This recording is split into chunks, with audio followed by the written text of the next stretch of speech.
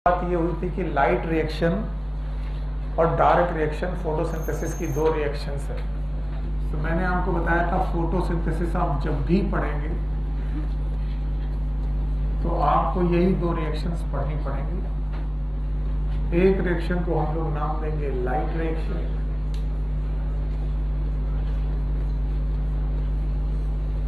और दूसरी रिएक्शन का नाम देंगे डार्क रिएक्शन। और मैंने कहा था लाइट रिएक्शन और डार्क रिएक्शन का अगर आप कॉन्सेप्ट समझ जाते हो तो बहुत बेस्ट है। लाइट रिएक्शन में सनलाइट को यूज करके हमें एटीपी और एनएडीपीएच मिलता है। और फिर ये जो एटीपी और एनएडीपीएच है इनका यूज करके कार्बन डाइऑक्साइड को ग्लूकोज में कन्वर्ट। तो बेसिक कॉन्सेप्ट ये कि अगर इस दुनिया में लाइट रिएक्शन ना होती तो डार्क रिएक्शन भी ना होती, क्योंकि लाइट रिएक्शन ना होती तो एटीपी एनएडीपीएच और एटीपी एनएडीपीएच ना बनता तो कार्बन डाइऑक्साइड ग्लूकोज में कन्वर्ट। सो कल हम लोगों ने बीच में टॉपिक छोड़ दिया था क्योंकि आप लोगों ने कहा था सर टाइम हो गया, तो मैंने छोड़ दिया था। आगे बढ़ाता हूं मैं कि सर जो लाइट रिएक्शन है उसमें चार बातें मुख्य हैं। कल याद है मैंने बोला था जब भी आपको लाइट रिएक्शन देखने को मिलेगी तो चार बातें देखने को मिलेगी। पहला पॉइंट ये है कि आप लाइट का एब्जॉर्प्शन देखेंगे और लाइट का एब्जॉर्प्शन के बाद आप वाटर को टूटते हुए देखेंगे। स्प्लिटिंग ऑफ वाटर को क्या हम लोग फोटोलिसिस ऑफ वाटर बोलते हैं। और जब वाटर टूटेगा ऑक्सीजन रिलीज होगी और जब ऑक्सीजन रिलीज हो चुकी होगी तो क्या बनेगा एटीपी।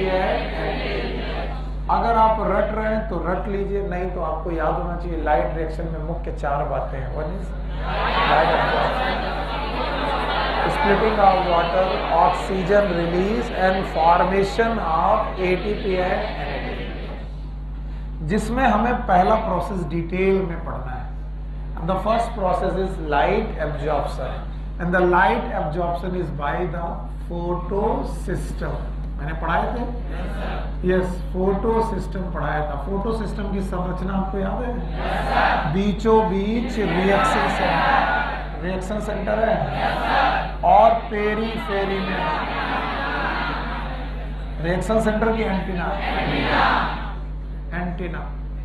और मैंने बोला था चाहे रिएक्शन सेंटर हो चाहे एंटीना हो सब बने हैं पिगमेंट के टोटल चार पिगमेंट हैं।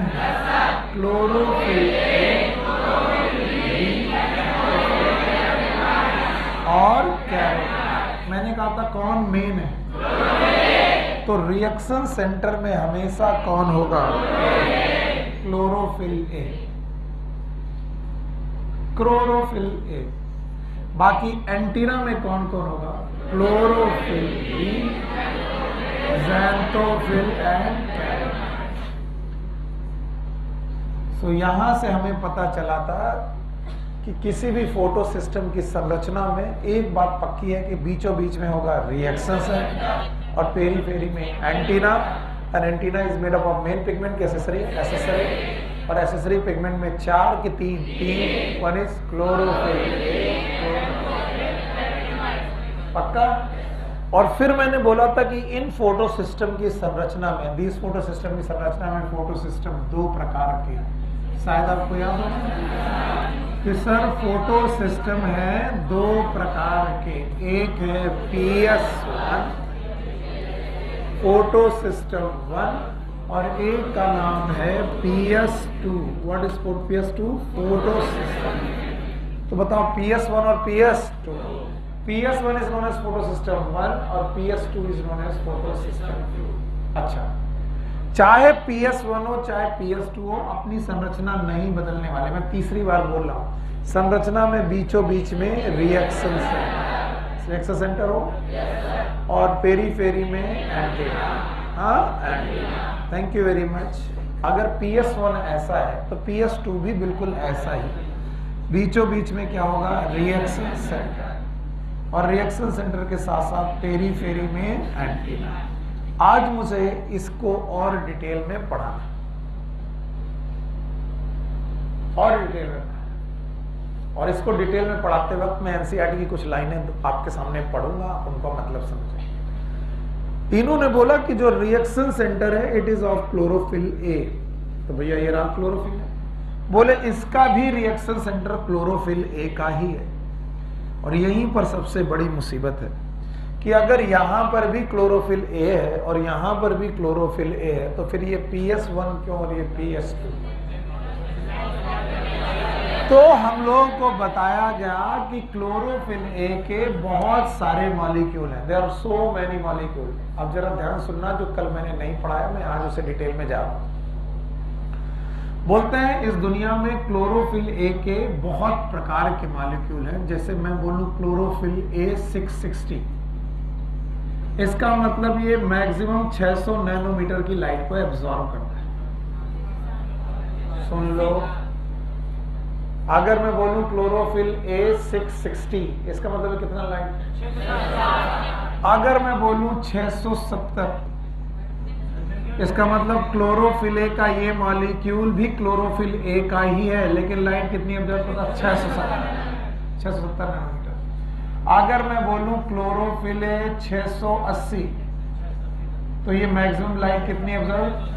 680 नैनोमीटर की लाइट ऑब्जर्व करता है। अगर मैं बोलूं क्लोरोफिल ए 690, तो ये 690 नैनोमीटर की लाइट को ऑब्जर्व करता है। और अगर मैं बोलूं क्लोरोफिल ए 700 नैनोमीटर, तो ये 700 नैनोमीटर की लाइट ऑब्जर्व करता है। एक बात जो आपको माननी चाहिए, अगर आप पिगमेंट सिस्टम में स्पेक्ट्रम देखने गए तो 660 भी रेड ही है, 670 भी रेड है, 680 भी रेड है, 690 भी रेड है और 700 भी रेड है। All of them are red light, लेकिन रेड लाइट का एक भी स्पेक्ट्रम की नहीं। यानी क्लोरोफिल ए किस लाइट को ऑब्जर्व कर रहा? 660 नैनोमीटर।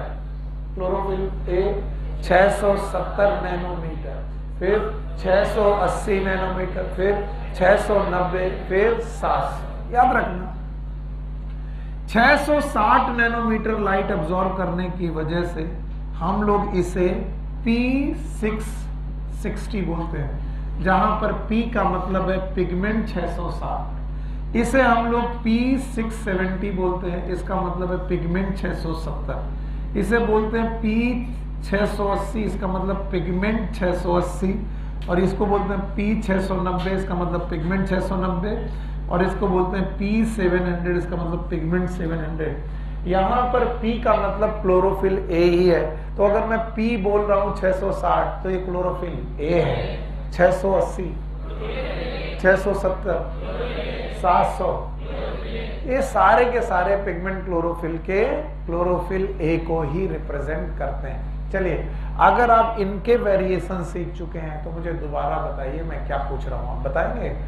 बताओ, पीएस कितने प्रकार के? एक कौन? PS1 और एक PS2। फोटो सिस्टम 1 और फोटो सिस्टम 2। PS1 में से, PS1 में हो चाहे PS2 हो, हर एक फोटो सिस्टम का रिएक्शन सेंटर किसका बना है? आइए जल्दी आइए।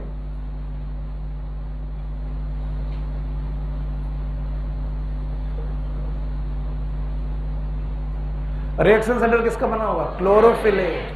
और ये भी रिएक्शन सेंटर क्लोरोफिल ए। लेकिन क्लोरोफिल ए एक प्रकार के कि बहुत सारे?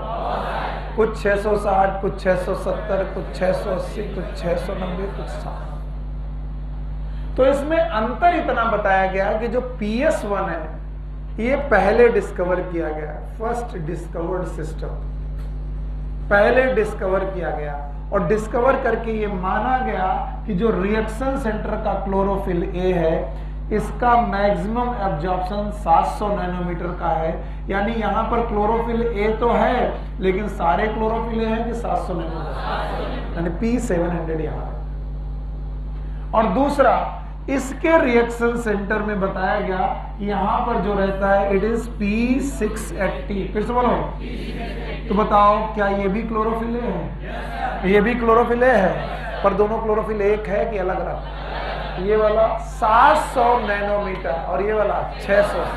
एक 700 नैनोमीटर की पीक को एब्जॉर्ब करता है, एक 700। बताओ ये रेड लाइट को एब्जॉर्ब करेगा?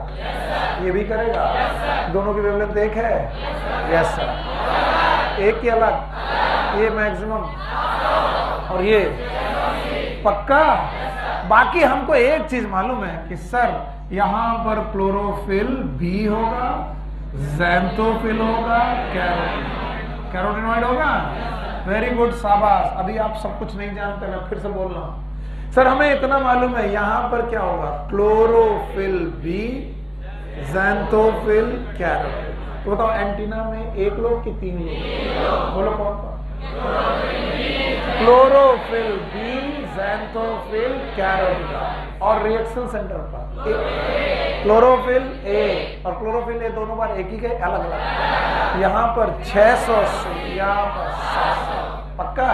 तो बताओ जो PS1 है उसमें 700 नैनोमीटर का P700 और यहाँ पर 680। ये पूरी तरीके से सत्य नहीं है, पूरी तरीके से नहीं। तो आप सत्यता की तरफ ध्यान दें। इधर बोलते हैं माना सर कि आपने बोले पिगमेंट क्लोरोफिल ए के बहुत सारे हैं, तो माना कि ये 700 नैनोमीटर यहाँ पर है, तो फिर 660 कहाँ है, 670 कहाँ है, 690 का, क्योंकि 680 तो वहां चला। तो मैंने बोला यस, यहाँ क्लोरोफिल बी, ज़ैंथोफिल और बेटा कैरोटीनॉइड के अलावा क्लोरोफिल ए भी है। मरे तो क्या कह रहे हो? अभी तक तो पढ़ाते आए हो क्लोरोफिल ए जो होता है वो रिएक्शन सेंटर में होता है, अब बोरा गए होता। अब कहने लगे क्लोरोफिल ए एंटीना में भी होता है। यस, क्लोरोफिल ए एंटीना में भी होता है, लेकिन वो क्लोरोफिल ए एंटीना में नहीं होता जो कहाँ है, रिएक्शन। इसका मतलब यहाँ पर कौन सा होगा? 660, 670, 690, 680, ठीक है 680 नहीं आया। और एक बात याद रखना, रिएक्शन सेंटर से ज्यादा पीक कभी भी एंटीना की हो सकती कि नहीं हो सकती? याद रखना। इसका मतलब अगर 700 यहां है तो बताओ 700 से सारे कम यहां होंगे? No sir. और 700 से कम कौन कौन है? 660, 670, 690। और आप बोलोगे 680 भी होना चाहिए। और 680 ने यहां जगह पा ली है, PS1 में कि PS2 में? 1 में कि 2 में? और इस वजह से क्लोरोफिल ए का 660 और 670 मॉलिक्यूल यहाँ पर है। बताइए यहाँ पर क्लोरोफिल ए का 660, 670, 690, यहाँ पर 660, 670। क्यों 690 हो ही नहीं सकता? क्योंकि रिएक्शन सेंटर से ज्यादा एंटीना का एब्जॉर्प्शन पीक जा सकता है कि नहीं? तो अगर राजा 680 है तो बताओ प्रजा 680 से, यहाँ का राजा 700 तो इसका 700 से कम। इसीलिए बोलते हैं कि एंटीना में क्लोरोफिल ए भी है, क्लोरोफिल बी भी है, ज़ैंथोफिल भी है, कैरोटीनॉइड भी है। कुछ लोग बोलते हैं सर आप गलत पढ़ा रहे हो, तो मैं एनसीईआरटी की लाइन पढ़ाता हूँ। Because antenna is also known as LHC। What is LHC?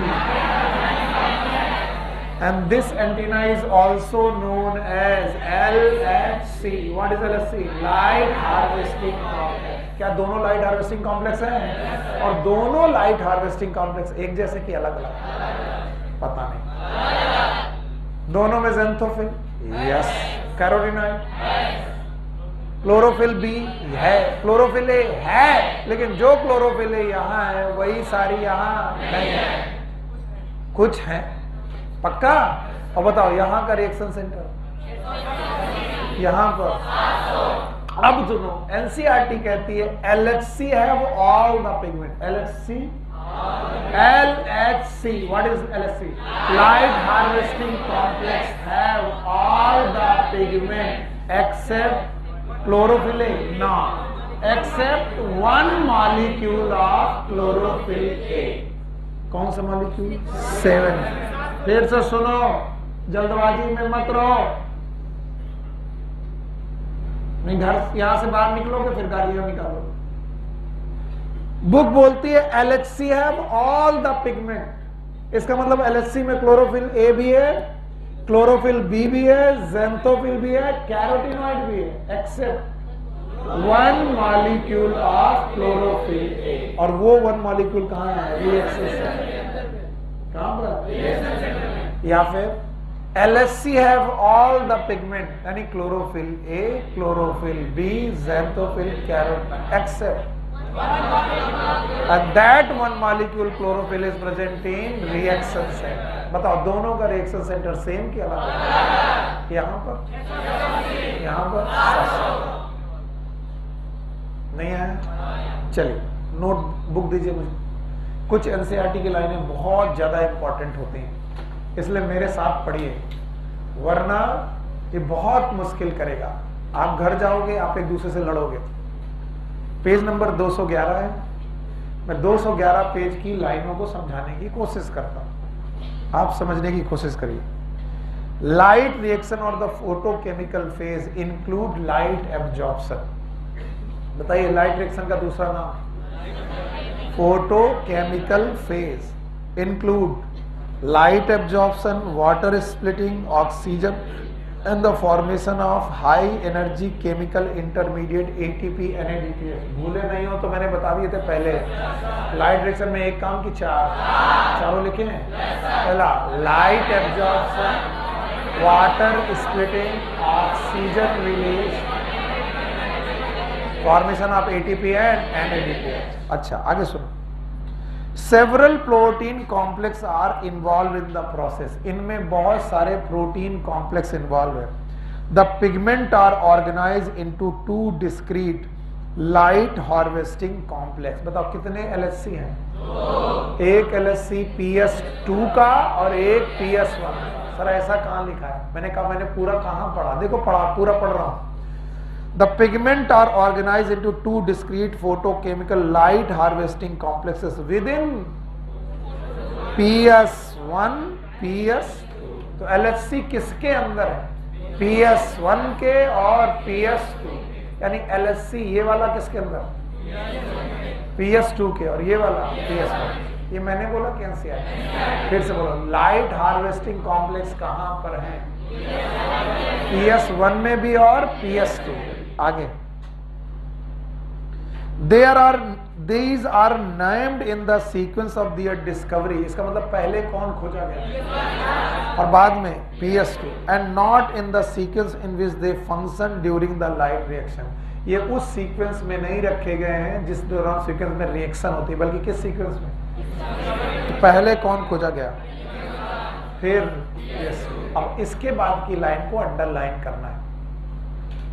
The LHC are made up of 100 of pigment molecule bound to protein, and now each photosystem has all the pigment except one molecule of chlorophyll A, forming a light harvesting system also called as antenna। पहली बात तो मैं पक्का बोल रहा हूँ, what is LHC? Antenna. उसका also called as antenna, और एंटीना में सारे पिगमेंट हैं एक्सेप्ट क्लोरोफिल है। ये नहीं लिखा है एक्सेप्ट क्लोरोफिल है, इसमें लिखा है all the pigment except one molecule of chlorophyll A. फिर से पढ़ रहा हूं मैं, पेज नंबर 211 की लाइन फिर से पढ़ रहा हूं। Yes, each photosystem has all the pigment except one molecule of chlorophyll A, forming a light harvesting system also called as antenna. इसका मतलब वो मानते हैं कि एंटीना में सारे मॉलिक्यूल है, इवन क्लोरोफिल ए भी है, लेकिन क्लोरोफिल ए के सारे मॉलिक्यूल की एक्सेप्ट वन। इसका मतलब वो मानते हैं कि LHC में क्लोरोफिल ए है, बी भी है, कैरोटीनॉइड है, ज़ैंथोफिल है, क्या नहीं है? क्लोरोफिल ए नहीं है कि वन मॉलिक्यूल। तो फिर वो कहाँ है? वो भी लिखा हुआ है, आगे देखो, आगे लिखा है, आगे लिखा है these pigment help to make photo system more efficient by absorbing different wavelength of light. आगे की लाइन देखो, बहुत लिखता है the single chlorophyll A molecule form the reaction. तो जो LHC में नहीं है वो कहाँ है? रिएक्शन। ये सुनील सर ने बोला।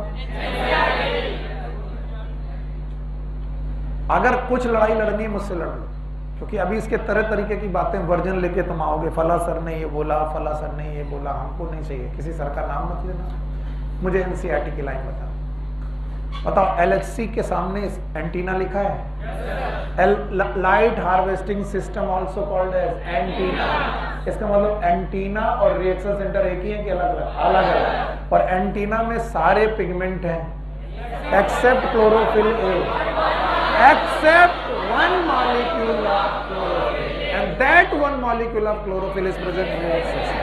वो कहां प्रेजेंट है? और दोनों का रिएक्शन सेंटर एक ही का अलग अलग? एक का 680, एक का 700। आगे की लाइन यही लिखा है, देखो। The reaction centre is different in both photo system. PS1 the reaction centre chlorophyll A has an absorption of 700 nanometre, यानी PS1 में कौन है? 700, hence called as P700. What is P? Pigments है. While in PS2 it has absorption maxima at 680 and also called as P680. किसी को कोई दिक्कत? कोई लाइन? अच्छा, अब मैं पूछ रहा हूं, जवाब देना। फोटो सिस्टम कितने प्रकार के हैं? एक कौन? और एक, क्या तुम पक्का बता सकते हो कि PS1 और PS2 क्या है? किसी भी फोटो सिस्टम की संरचना में बीचों बीच कोई है, उसका नाम रिएक्शन सेंटर। बाहर एंटीना है। आज तक हमने एंटीना पढ़ा, एलएचसी नहीं पढ़ा। आज तक हमने क्या पढ़ा? एंटीना, एलएचसी नहीं पढ़ा। आज पढ़ने जा रहे हैं। फिर बताया गया कि रिएक्शन सेंटर और एंटीना में रिएक्शन सेंटर पे हमेशा कौन होगा? क्लोरोफिल। और क्लोरोफिल है दुनिया में एक की बहुत। क्या ये 660 हो सकता है? 70 हो सकता है? 80 हो सकता है? 90 हो सकता है? 700 हो सकता है? तो बताओ, दो लोगों ने चुना रिएक्शन सेंटर, एक कौन? 680, 700। बाकी लोग गए एंटीना में। और एक रूल है कि रिएक्शन सेंटर से ज्यादा एब्जॉर्प्शन एंटीना का। तो 700 वाले में तो सारे क्लोरोफिल मिलेंगे, लेकिन 680 वाले में 680 के नीचे। यस और नो? अब बताओ, क्या हमारे पास रिएक्शन सेंटर है? रिएक्शन सेंटर है, एंटीना है, एंटीना है। बुक ने एंटीना का नाम क्या रखा है? LHC। What is LHC? Light harvesting. क्या लाइट हार्वेस्टिंग कॉम्प्लेक्स एक ही जगह की दोनों जगह? बुक लिखती है they have the light harvesting complex with in PS1 and PS2, यानी PS1 में भी और PS2 में भी। और फिर बोला गया है लाइट हार्वेस्टिंग सिस्टम और have all the pigment except chlorophyll A के एक्सेप्ट वन। इसका मतलब वो मानते हैं कि एलएचसी में क्लोरोफिल ए भी है। यस और नो?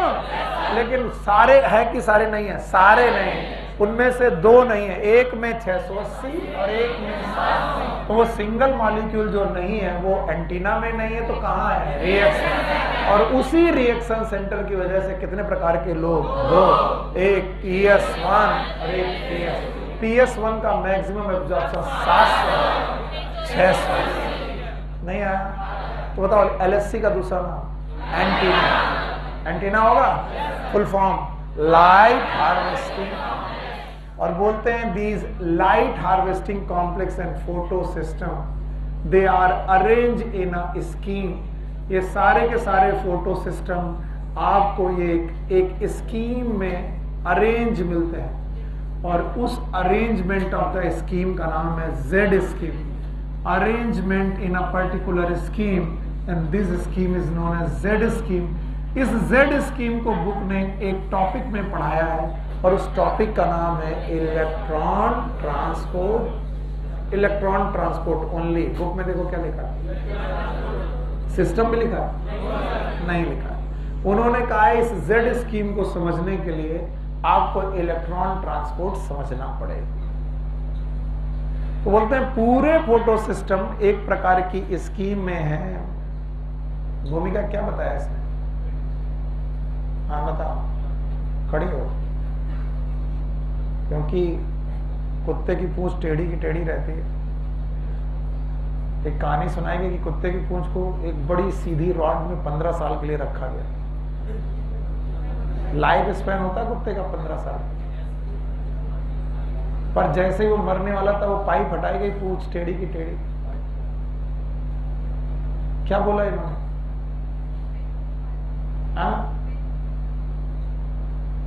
मैंने सुना नहीं। पेन? ऐसे कान में मांगते पेन? वारे मेरे दोस्ती, जय वीरू, ये दोस्ती हम ना तोड़ेंगे। बैठ जाओ, बैठ जाओ, बैठ जाओ, अच्छी बात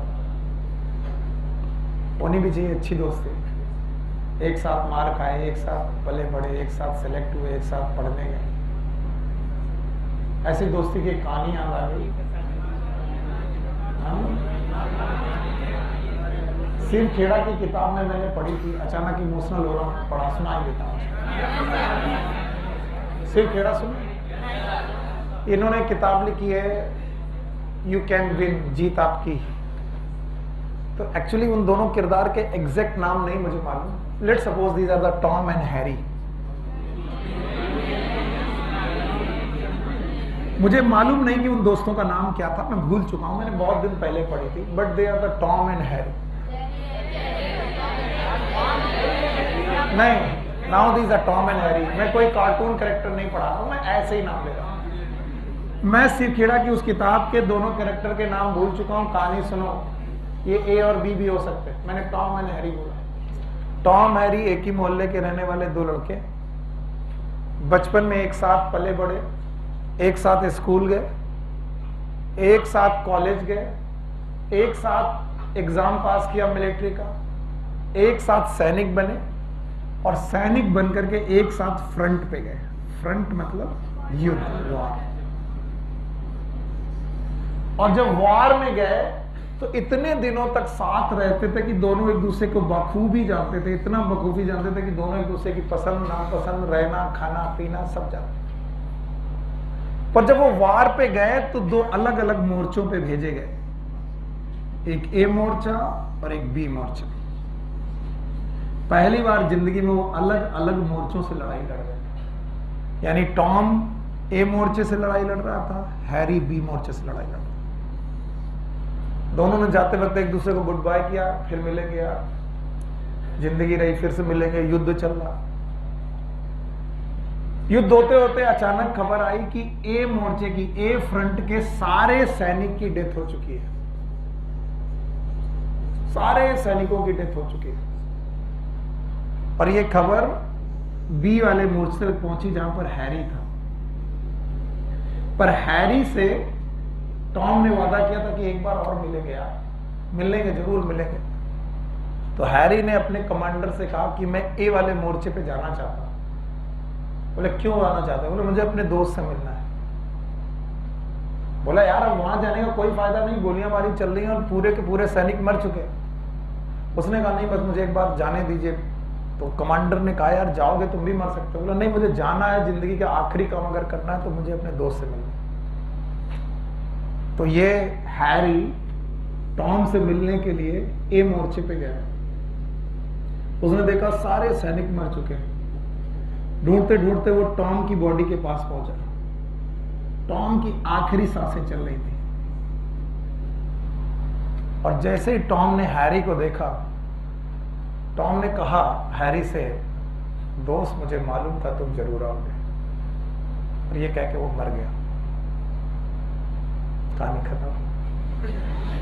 हंसी आ रही, सही इमोशनल स्टोरी। बिलीफ देखिए, वो केवल इसलिए जिंदा था, कौन आएगा? और हैरी इसलिए गया कि उसे टॉम वहां पर मिलेगा। इसे बोलते हैं बिलीफ सिस्टम। अगर दोस्ती में इतना बिलीफ सिस्टम है, then you are a real friend. Otherwise सब दिखावा है। मैं क्या पढ़ा रहा था, इमोशनल हो गया, मैं भारी हो गया। सॉरी यार, ऑनलाइन वालों में तो इमोशनल हो गया।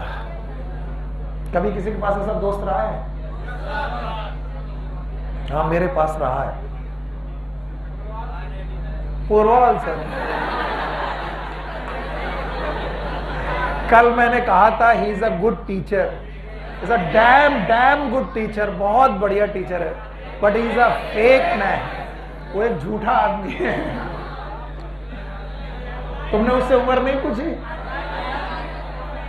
पूछा?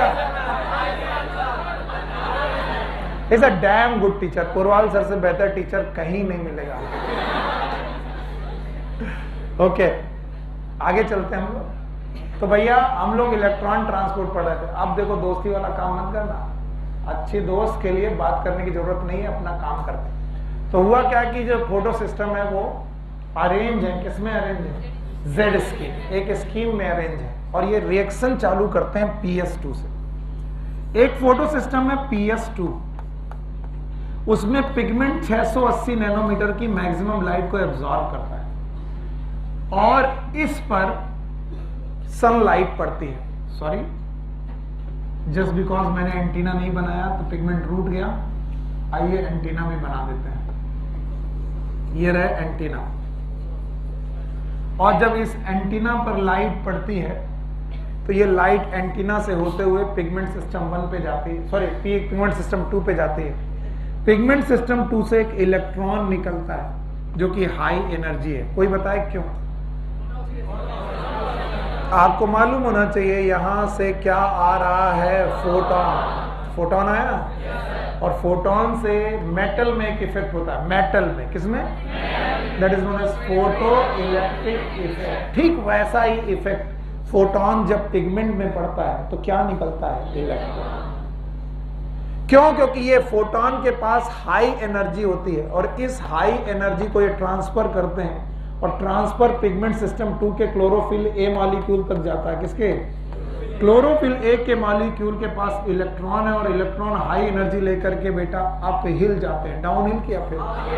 अप हिल मतलब हाई एनर्जी लेवल की लो एनर्जी लेवल, और वो अपनी ऑर्बिट में रहते हैं कि छोड़ देते हैं, और ऑर्बिट को छोड़कर वो एक एक्सेप्टर पे जाते हैं, नाम है प्राइमरी एक्सेप्टर। PA इज, वो प्राइमरी एक्सेप्टर नाम के मॉलिक्यूल तक पहुंचते हैं।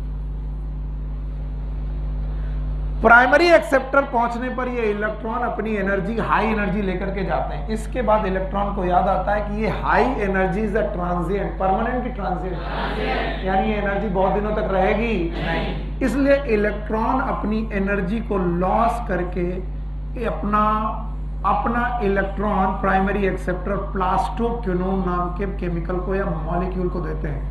ये आपकी बुक में यहां नहीं बना, आगे बना है, इसलिए प्लीज राइट इट डाउन। जब मैं केमियो ऑस्मोटिक हाइपोथेसिस में लिखाऊंगा तब ये लिखा हुआ मिलेगा। इसलिए आपको लगे कि एनसीईआरटी में नहीं है तो आप बेवकूफ है। एनसीईआरटी में है पर यहां नहीं है, केमियो ऑस्मोटिक हाइपोथेसिस में। तो प्राइमरी एक्सेप्टर जब अपना इलेक्ट्रॉन प्लास्टोक्विनोन को देता है तो एनर्जी डाउन होती है। डाउन होती है तो अपहिल की डाउन हिल। याद रखना, ये अपने इलेक्ट्रॉन को फर्दर भेजते हैं इलेक्ट्रॉन ट्रांसपोर्ट सिस्टम में, ETS में। किसमें?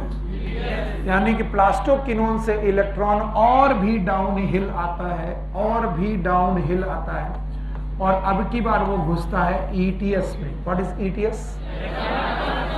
इसका मतलब इलेक्ट्रॉन ट्रांसपोर्ट सिस्टम में इसकी ट्रेवलिंग अपहिल है कि डाउन हिल? डाउन। और electron transport system is made up of cytochrome B6 and F। Cytochrome B6 और F से बना हुआ है ETS, और इसमें इलेक्ट्रॉन डाउन हिल जाता है। डाउन हिल जाते जाते इलेक्ट्रॉन और भी डाउन हिल आता है, और ये फाइनली प्लास्टोसाइनिन, प्रियंका चोपड़ा ने, हाँ PC मतलब प्लास्टोसाइनिन, प्लास्टोसाइनिन नाम के मॉलिक्यूल तक पहुंचता है। कहां तक पहुंचता है? प्लस। तो बताओ ये मूवमेंट अपहिल हुए और ये बताइए अपहिल में कहां पर पहुंचे? प्राइमरी एक्सेप्टर, फिर डाउनहिल में प्लास्टोक्विनोन, फिर डाउनहिल में ETS, फिर डाउनहिल में प्लास्टोसाइनिन। जब ये प्लास्टोसाइनिन में पहुंचता है तो plastocyanin is known as plug molecule. कैसा मॉलिक्यूल? क्योंकि इसका कनेक्शन PS2 के साथ भी है, सॉरी PS1 के साथ भी है। क्या आपको PS1 याद है? PS1 में क्लोरोफिल A मॉलिक्यूल का P700, बोलो कौन? और P700 में भी सनलाइट पड़ रही थी, और इसमें से भी इलेक्ट्रॉन अपहिल गया था और इसका भी इलेक्ट्रॉन प्राइमरी एक्सेप्टर पे गया था। याद रहे ये दोनों प्राइमरी एक्सेप्टर अलग अलग है। PS2 का प्राइमरी एक्सेप्टर अलग, PS1 का प्राइमरी एक्सेप्टर अलग। याद रखना प्राइमरी एक्सेप्टर से फर्दर ये इलेक्ट्रॉन डाउन हिल आता है NADP प्लस पर, और NADP प्लस से इलेक्ट्रॉन और डाउन हिल आकर के क्रिएट करता है NADPH प्लस H प्लस। इस दौरान आपने एक चीज ध्यान नहीं दी कि जो PS2 का इलेक्ट्रॉन था वो पहुंचा था प्लास्टोसाइनिन तक, और ये प्लास्टोसाइनिन इस इलेक्ट्रॉन को किसे दे देती है? PS1 को दे देती है। सो आप मेरे साथ कुछ चीजें पढ़ेंगे और ध्यान से बताएंगे मैंने क्या बोला। बताइए PS2 पे क्या पढ़ी? सनलाइट। क्या पढ़ी? सनलाइट पढ़ने से क्या रिमूव हुआ?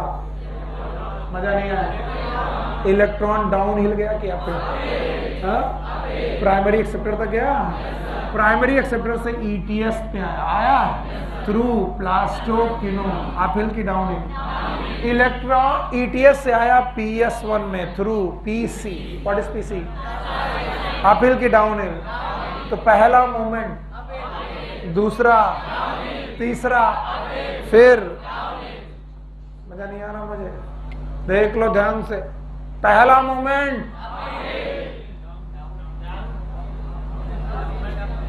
अरे आइटम काहे सो रहे हो? पहला मूवमेंट, दूसरा, फिर दिस मूवमेंट आर लीनियर और जिगजैग। फिर से बोलो।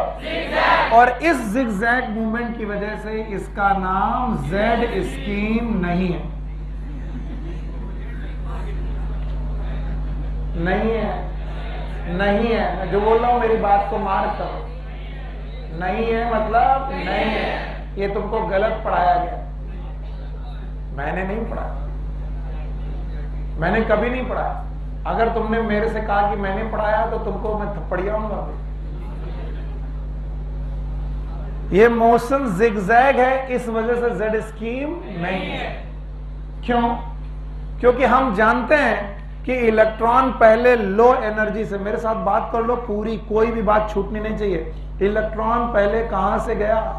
लो एनर्जी से हाई एनर्जी। फिर इलेक्ट्रॉन हाई एनर्जी से कहां गया? लो।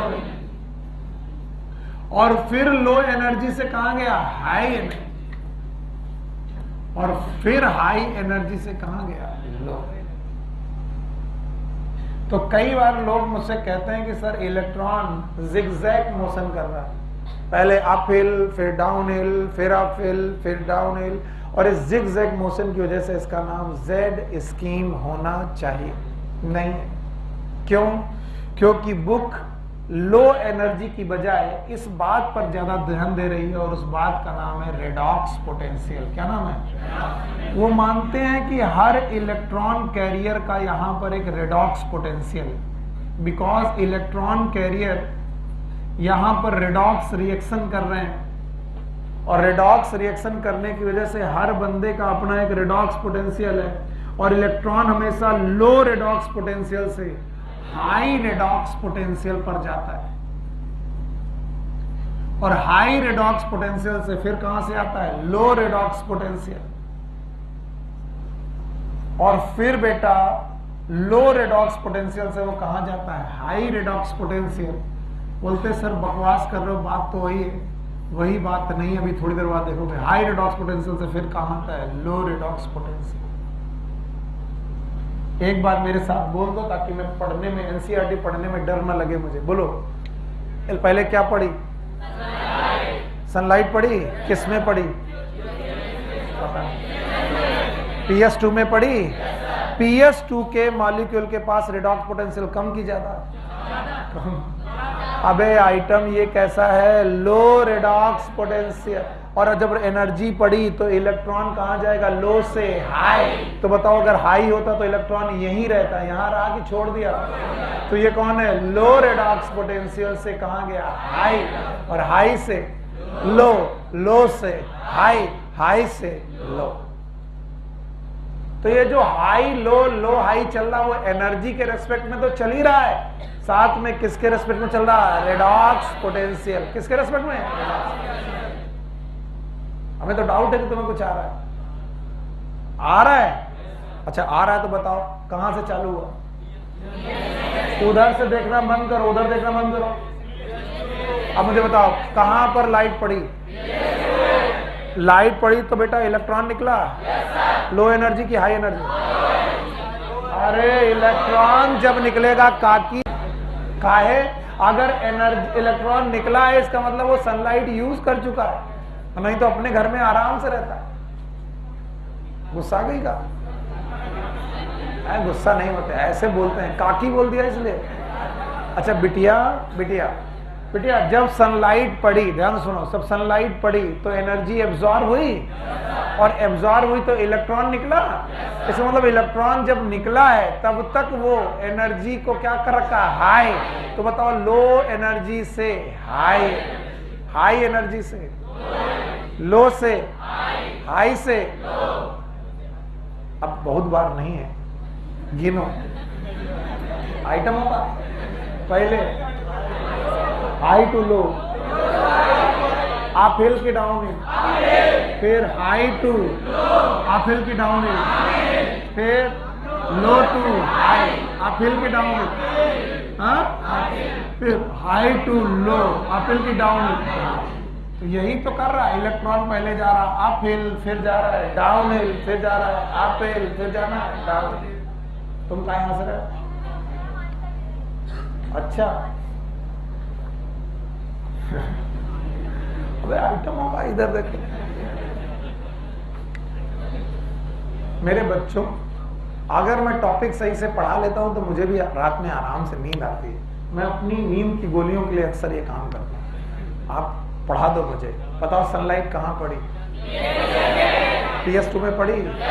इलेक्ट्रॉन ने एनर्जी एब्जॉर्ब की, इलेक्ट्रॉन ने एनर्जी एब्जॉर्ब करते ही अपना ऑर्बिट छोड़ दिया, PS1 के पास पहुंचे, PS1 में सॉरी प्राइमरी एक्सेप्टर के पास गए। ये मूवमेंट कैसा हुआ? आप है, ये दोनों सेंस से अपील है, लो एनर्जी से हाई एनर्जी, या फिर लो रेडॉक्स पोटेंशियल से हाई रेडॉक्स पोटेंशियल। पक्का? फिर बेटा इलेक्ट्रॉन ETS में आए वाया प्लास्टोकिनो, ETS में आए, ETS बना है साइटोक्रोम B6F। जब वो ETS से आ रहे थे तो अप हिल की डाउन हिल? कल को मैं पूछूं ETS में इलेक्ट्रॉन का मूवमेंट अप हिल होता है कि डाउन हिल? पहुंचते पहुंचते PS1 में गए, तब तक फिर से क्या पड़ी? सनलाइट। फिर से अप हिल गए, कहां गए? प्राइमरी एक्सेप्टर, और फिर से डाउन। NADPH बनाया। मेरे साथ बोलो, पहला मूवमेंट, दूसरा, तीसरा, चौथा, पांचवा, छठा, बस बस। तो पहला अप हिल, दूसरा, तीसरा, चौथा। ये up hill down hill energy के रेस्पेक्ट में? यस। क्या ये रेडॉक्स पोटेंशियल से? यस। कल को पूछा जाए from low redox potential to high redox, from high redox potential to low redox potential, from low redox potential to high redox potential, high redox potential, and the movement is linear or zigzag, and that's why this scheme is known as। ये बड़ी आफत है, इस वजह से इसका नाम Z scheme. तो फिर काय बात से इसका नाम Z स्कीम है? उसके लिए मुझे चाहिए बोर्ड खाली, बजाय खाली मैं इसमें एक ऐड करता हूं। अब क्या काला कैसे करें? ये वाला काला, हरा वाला,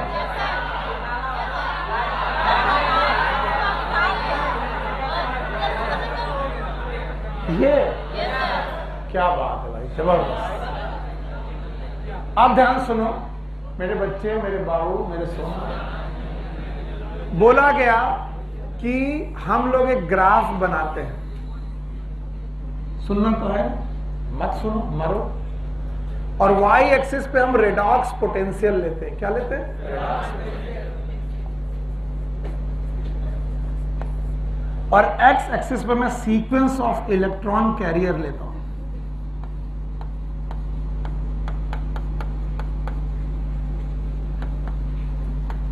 किसी को नहीं मालूम सीक्वेंस ऑफ इलेक्ट्रॉन कैरियर में क्या लेता हूं? याद करो, सबसे पहले PS1 लो कि PS2? पहले मैं PS2 लेता हूं, फिर प्राइमरी एक्सेप्टर, फिर प्लास्टोक्विनोन, फिर साइटोक्रोम B6F, फिर PS1 कि PS2? PS1, फिर प्राइमरी एक्सेप्टर, फिर NADPH। एक सीक्वेंस ऑफ इलेक्ट्रॉन कैरियर लेता हूं। तुमने देखा होगा बड़ी प्यार से मैंने एक जगह खाली कर रखी, कोई ना कोई तो जुगाड़ होगा, वरना ओरिजिन से चालू होगा। वो मैं बताऊंगा कहां से। So when the sequence of electron carrier they are plotted according to their placement look like Z। इनका प्लेसमेंट Z की तरह दिखाई पड़ता है, and that's why this scheme is known as Z scheme. क्या बवाल पढ़ा दिया सर आपने? क्या बताया? फिर से बोलो, फिर से बताओ क्या बताया? नहीं समझ में आया, फिर से बताओ। When the sequence of electron carrier they are plotted against their redox potential, their placement look like Z, and that's why this scheme is known as Z scheme। फिर से बोलो, जब तक बोलोगे नहीं मैं बोलता रहूंगा। It is a graphical representation of sequence of electron carrier according to redox potential। फिर से बोलो, Z scheme is a sequence of electron carrier according to their redox potential। नहीं आया? अगर मैं एक सीक्वेंस फॉलो करूं और सीक्वेंस में फॉलो करूं PS2 से प्राइमरी एक्सेप्टर से प्लास्टोक्विनोन से ETS से PS1 to primary acceptor to NADPH, तो इस सीक्वेंस के दौरान मैं रेडॉक्स पोटेंशियल में अप हिल डाउन हिल जाऊंगा, और उसकी वजह से एक जो स्कीम बनेगी उस स्कीम का नाम Z स्कीम। मैंने ऐसे क्यों बनाई सर? ये तो Z नहीं दिख रहा। एक्चुअली Z स्कीम का लुक अलाइक लगभग ऐसा ही होता है। आप गूगल कर लीजिए, मिल जाएगा। NCERT में नहीं, NCERT में खाली नाम है। So what is Z scheme? पता नहीं। It is a graphical representation, मेरे साथ बोलो, it is a of sequence of electron carrier according to redox potential, and this scheme is known as. इसका मतलब Z स्कीम में PS2 भी, PS1 भी, और PS2 और PS1 का सीक्वेंस ऐसा है। चलो बोलेंगे भाई सारे लोग, PS2 से क्या पढ़ी? आप हिल की डाउन हिल, प्राइमरी एक्सेप्टर हो गए, प्लास्टोक्विनोन में आए, ETS में आए, फिर प्लास्टोसाइनिन में आए, PS1 में आए, आप हिल गए, प्राइमरी एक्सेप्टर पे आए, NADP में आए, NADPH बना, यस और नो? चलिए देखते हैं, कुछ दिखाई पड़ेगा शायद। मैंने इसीलिए हटाया नहीं। देखो, PS2 से पहला मूवमेंट डाउन हिल क्या फिर with respect to redox potential, दूसरा मूवमेंट फिर क्योंकि ये इतने कंट्रोवर्शियल टॉपिक है फोटोसिंथेसिस के कि कई बार टीचर लड़ते हैं, इस वजह से मैं इन टॉपिक को पढ़ने लगा हूं। लो बिटिया दो, आप सब लोग इलेक्ट्रॉन ट्रांसपोर्ट मेरे साथ पढ़ेंगे, starting with the page number 211 211 से। अदरवाइज मैं ये सब टॉपिक पढ़ता नहीं था, और क्योंकि मैं अभी आपसे पूछ लेना चाहता हूं समझ में आया कि नहीं। बाद में आपने कहा सर आ गया था, फिर नहीं आया तो मार पड़ेगी। In photo system second, the electron transport heading में पढ़ रहा हूं। In photo system second the reaction centre chlorophyll A absorb 680 nanometre wavelength of red light. बताओ PS2 में कितना? जब मैं बोलूं बताओ, ऊपर देखना। PS2 में 680 है। आगे देखो, causing electron to become excited and jump into an orbit farther from the atomic nucleus. क्या पढ़ी, कहां पढ़ी? PS2 क्लोरोफिल A, इलेक्ट्रॉन रहा कि निकल गया? ऑर्बिट फ्रॉम नियरर टू फारर, कहां पहुंचा? Primary acceptor. The electron are picked up by the electron acceptor. That electron acceptor is primary acceptor, and pass them into ETS. कहाँ भेजा गया है? ETS. क्या खा गए? प्लास्टोक्विनोन. तो आप बोलो, they pass this electron to through plastoquinone. आगे चलो. ETS consisting of cytochromes. बताओ कौन कौन से साइटोक्रोम? B6 and F. बताओ ETS किसका बना है? बुक में लिखा है they pass their electron to ETS consisting of cytochrome. इसका मतलब ETS किसका बना है? साइटोक्रोम. कौन कौन? B6 F. आगे चलें. This movement of electron is downhill in term of energy की ऑक्सीडेशन रिडक्शन और रिडॉक्स पोटेंशियल स्केल. मैं ये पढ़ाना चाह रहा था, एनर्जी के रेस्पेक्ट में कि रिडॉक्स. तो बताओ ये वाला मूवमेंट कैसा था? ये यानी ETS में electron according to redox potential scale. आगे. The electron are not used up and they pass through the electron transport chain but are passed on the pigment of PS1. किसमें पास किए गए? PS. फिर क्या खा गए? PC. क्या खा गए? PC. कहां पर पास किए गए? PS1. आगे चलो. PS1 ओके हो गया. बट हाँ, simultaneously electron in the reaction centre of PS1 are also excited when they receive light of wavelength 700. बताओ ये कितने? 600. ये 700. ये भी एक्साइटेड हो गया. अब ये कहाँ गया? आगे सुनो. and transferred to another acceptor molecule at a greater redox potential. यानी अपहिल की डाउन. आगे चलो. These electron are then moved downhill again move किए. अपहिल के बाद कैसे होंगे? Down. Again move downhill and this time to a molecule of energy rich NADP. आपके बार ETS में गया कि NADP? NADP. और ये अपहिल है कि downhill? And the addition of these electron reduce NADP plus to NADPH plus H plus. बताइए ये अपहिल की डाउनहिल? इतना मुझे पढ़ना है. चाहिए मुझे. बताओ पहला मूवमेंट, दूसरा, तीसरा, चौथा. आगे की line. This whole scheme of transfer of electron, okay, transfer of electron is starting from, yes please देखें, starting from PS2. ऊपर देखो. This whole scheme of the transfer of electron starting from PS2.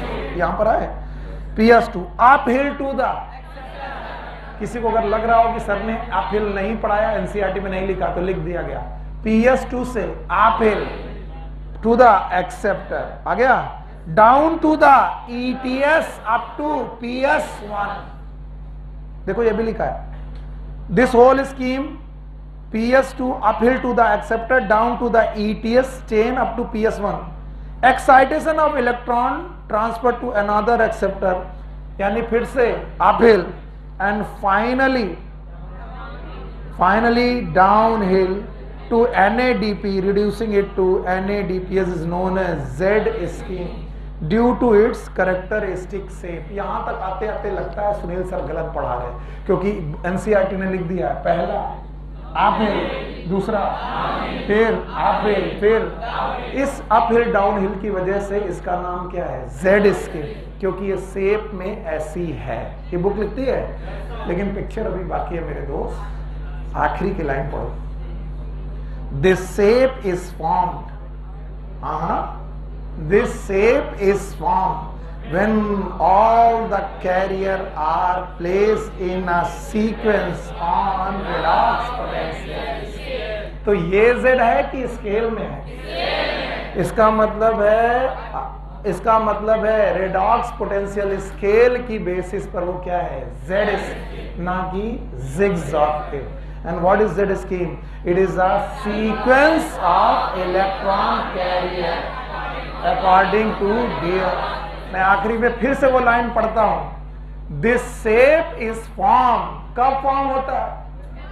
When all the carrier, when, इधर देखो, ऊपर देखो, when all the carrier they are placed in the sequence on redox potential scale। तो ये जो shape आ रही है वो zigzag की वजह से आ रही है कि स्केल में, and that scale is known as Z scheme। Surya बाबू समझ में आया क्यों Z scheme? क्योंकि वो zigzag मूव कर रहा है। और किसी ने भी मुझसे कहा फला टीचर ने ये कहा वो कहा, हम भूसा भर देंगे और पेट में मारेंगे, क्योंकि हमको किसी टीचर से नहीं ऐसे। तो बताओ व्हाट इज जेड स्कीम, बता पाओगे व्हाट इज जेड स्कीम? ऐसे नहीं, अब ऐसे पता चलेगा। अब पूरी महानामत यहां लगाओ। व्हाट इज महानामत? आओ भैया, आ गया? एक बार बोलोगे फिर से नमस्ते करेंगे। ऐसे नहीं मजा आता है,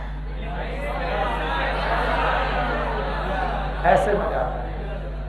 आएगा पक्का? अच्छा बताओ, PS1 से चालू हुआ? Yes sir. PS1 की PS2, इसीलिए कहते हैं रिएक्शन के हिसाब से अगर नाम देना होता तो PS2 वाले का नाम PS1 होता, इसका नाम रिएक्शन के हिसाब से, इनका नाम किसके हिसाब से? डिस्कवरी। तो पहले कौन खोजा गया? PS1, बाद में PS। रिएक्शन किससे शुरू होती है? PS। अब मुझे पूरा यकीन है, तुम बता दोगे, बता दोगे? पहला सनलाइट पड़ी किसमें? 680 नैनोमीटर लाइट ऑब्जर्व है, क्लोरोफिल ने किया, इलेक्ट्रॉन एक्साइट हुआ, ऑर्बिट छोड़ दिया, प्राइमरी एक्सेप्टर गया, डाउन हिल किया, अपहिल। ये सुनील सर बोले कैसे? अपहिल गया, फिर ETS आया, किसके थ्रू? प्लास्टोक्विनोन। अपहिल की डाउन हिल। फिर PS1 में गया, प्लास्टोसाइनिस, ये भी डाउन हिल है। अच्छा PS1 में गया, सनलाइट पड़ी, अपहिल गया, प्राइमरी एक्सेप्टर, दोनों एक ही अलग अलग। फिर डाउन हिल आया, अब की बार ETS में NADP, ये 2 बार डाउन हिल आया, एक बार ETS में, एक बार NADP। पक्का? पहला मूवमेंट फिर लीनियर की जिगजैग, और इसी वजह से Z। आप समझे टीचर कहां से तुमको बेवकूफ बना के निकलता है? अगर मैं चाहूं तो तुम्हें यहीं से बुलवा के निकलता कि जेड मूवमेंट, जेड स्कीम इसका वजह है क्योंकि जेड स्कीम है और क्योंकि वो जिगजैग है। तुमको भी लगता सही तो कह रहे हैं, तुमको भी यही लगता सही तो कह रहे हैं। जिगजैग मतलब जेड, एक्चुअली जेड स्कीम का नाम, जेड स्कीम उनके जिगजैग मोशन की वजह से क्यों है? क्योंकि ये जो up hill and down hill है ये एनर्जी के रेस्पेक्ट में होने के साथ साथ रेडॉक्स पोटेंशियल के रेस्पेक्ट में भी up hill and down hill. और इसलिए जब हम ग्राफ बनाते हैं तो सीक्वेंस ऑफ इलेक्ट्रॉन कैरियर को उनके रेडॉक्स पोटेंशियल के सीक्वेंस के हिसाब से प्लेस करते हैं, और जब हम प्लेस करते हैं तो कैसा दिखाई पड़ता है? Z। और इसी वजह से इसका नाम। हमको तो इतना मालूम है अगर किसी में PS2 और PS1 दोनों हैं, इसका मतलब Z स्कीम पूरी है। यस और नो? आखिरी बार Z स्कीम की डेफिनेशन बताओ। It is a graphical sequence of electron according to their redox potential. और क्या इसमें PS2 है, PS1 है, ETS है, NADPH है, दो प्राइमरी एक्सेप्टर हैं, दोनों एक ही हैं कि अलग अलग? राजा बाबू आ गया? अभी कोई दिक्कत? Now the next is splitting of water. अगला टॉपिक है splitting of water, also known as photolysis of water। हाँ भाई, एक गलती हुई फिर से। मैंने आपको हिल रिएक्शन में नोबेल प्राइज बता दिया था। It is not the Nobel prize, it is a royal medal. कौन सा मेडल? ये रॉयल रेजिडेंसी होती है उनकी, ऑक्सफोर्ड यूनिवर्सिटी में कोई यूनिवर्सिटी होती है। It is not the Nobel medal, royal medal मिला था उनको हिल रिएक्शन के लिए। सो आई एम सॉरी, आप इसे ध्यान कर लीजिए। अच्छा बताओ, splitting of water is known as photolysis of water. Photolysis of water का जेड स्कीम से क्या कनेक्शन है, जरा इसे देखिए। एक बार फिर से जेड स्कीम पढ़ने का मौका मिल रहा है, मुझे मालूम है तुम मुझे निराश नहीं करोगे, करोगे? बताओ कहां से चालू करें? PS2 से चालू करें?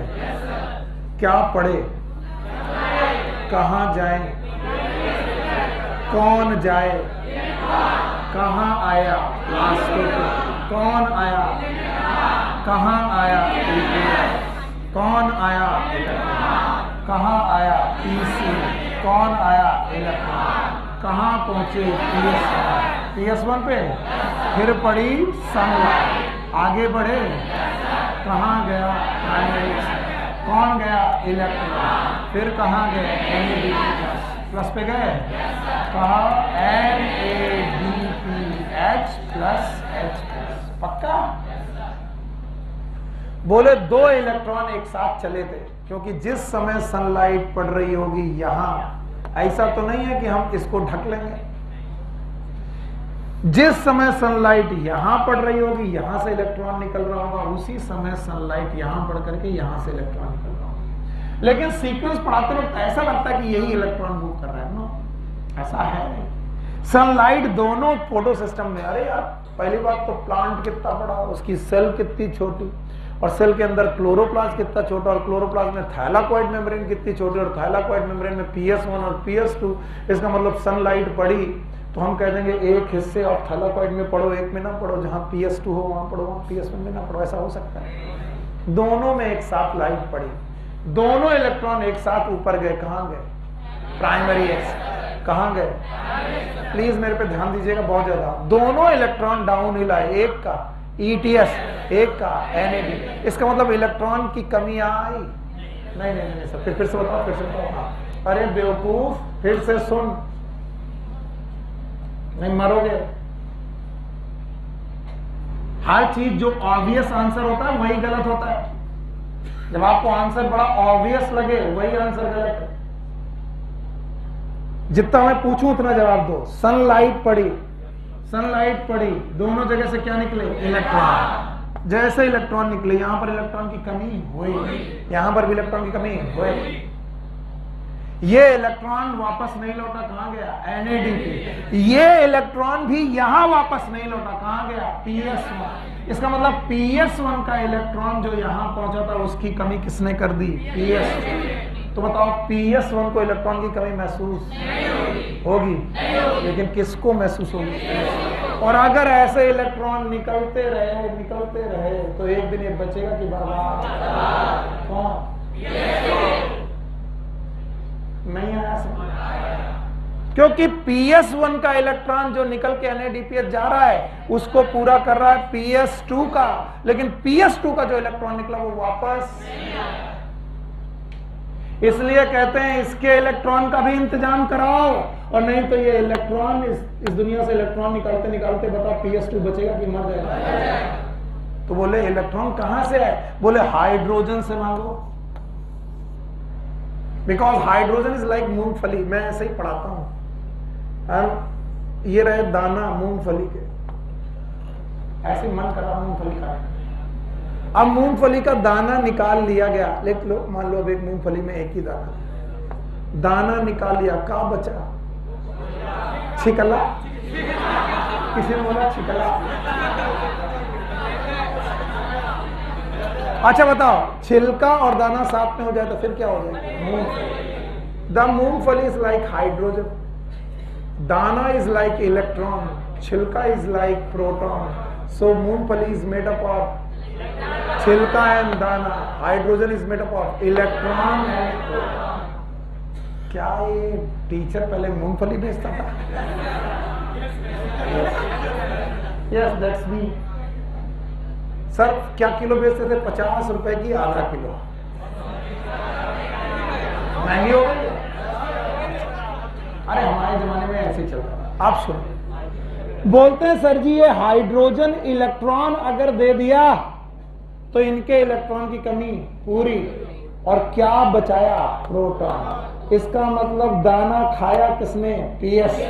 छिलके बढ़ने लगे, प्रोटॉन बढ़ने लगे। ये समझ। किसी ने कहा पगला गए हो, कहा ये हाइड्रोजन कहां से आया? हमने कहा होल्ड ऑन, वाटर। देखो अगर मैं केमिस्ट्री नहीं जानता तो शायद मैं इस इक्वेशन को बहुत अच्छी तरीके से पढ़ा। क्यों? क्योंकि मैं कहता वाटर में दो ही चीजें, एक कौन? हाइड्रोजन, एक कौन? अगर वाटर टूटा तो क्या निकल गई? ऑक्सीजन। तो क्या बचा? हाइड्रोजन। अब कुछ लोग हमें बैलेंस करके दिखाएंगे, पगला गए हो का? वाटर में एक ऑक्सीजन है तो मॉलिक्यूल निकाल दे, तो हम कहेंगे केमिस्ट्री हम पढ़े हैं। Two molecule of water, when they will break, they will produce 1 mole of oxygen plus 4 hydrogen. These 4 hydrogen will produce 4 electron, 4 proton, जो कि 4 बार इलेक्ट्रॉन निकलने के लिए जरूरी है।